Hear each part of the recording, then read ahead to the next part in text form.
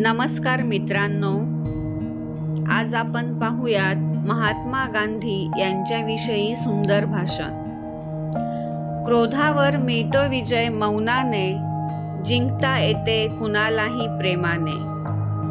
इतरांच्या सेवेत करा समर्पित स्वतःला, बापू तुम्ही दिलीत शिकवण आम्हाला।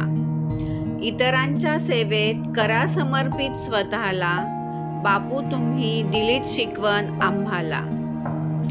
सत्य व अन्यायाविरुद्ध झगडण्याची शिकवण ज्यांनी दिली, ब्रिटिश सत्तेविरुद्ध निकराने लढा दिला, दक्षिण आफ्रिकेतील भारतीयांना न्याय, हक्क, सवलती मिळविण्यासाठी सत्याग्रह शस्त्राचा अवलंब करून विजय मिळवला, ज्यांच्या तत्वज्ञानाने साऱ्या जगाचे डोळे दिपले, अशा महात्मा गांधींचा जन्म गुजरातमध्ये पोरबंदर येथे झाला।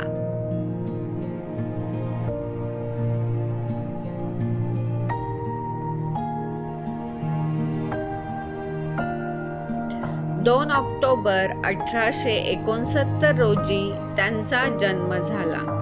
त्यांचे पूर्ण नाव मोहनदास करमचंद गांधी। लहानपणापासूनच हळव्या स्वभावाचे असणारे गांधी देशभरातील हिंसा, जातीभेद, वर्णभेद त्यामुळे आणखीनच करुणामय झाले। गांधीजींचे प्राथमिक शिक्षण राजकोट येथे झाले। नंतर इंग्लंडमध्ये राहून त्यांनी बॅरिस्टर ही पदवी मिळवली। काही काळ ते आफ्रिकेत राहिले। तेथील वर्णभेदामुळे भारतीयांवर होणारा अन्याय त्यांना सहन झाला नाही। सत्याग्रह पुकारून ते भारतीय लोकांना न्याय, हक्क मिळवून दिले।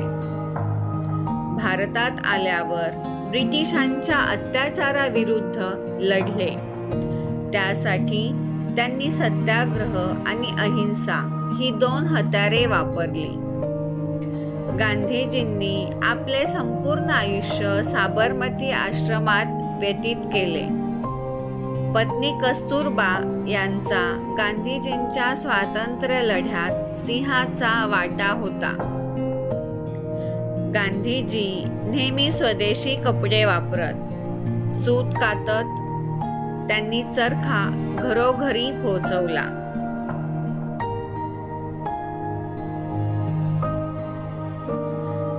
आश्रमात राहून सर्वांना स्वावलंबनाचे धडे दिले।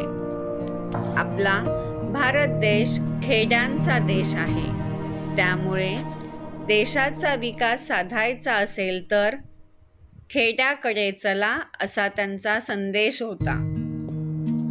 लोक त्यांना प्रेमाने बापू म्हणत। देशाच्या स्वातंत्र्यासाठी त्यांनी सत्य आणि अहिंसा या मार्गांचा अवलंब केला। 15 ऑगस्ट 1947 रोजी भारत देश स्वतंत्र झाला। गांधीजींनी सत्य, अहिंसा, प्रेम आणि मानवतावाद यांची शिकवण दिली। आपणही त्यांची शिकवण अंगीकारूया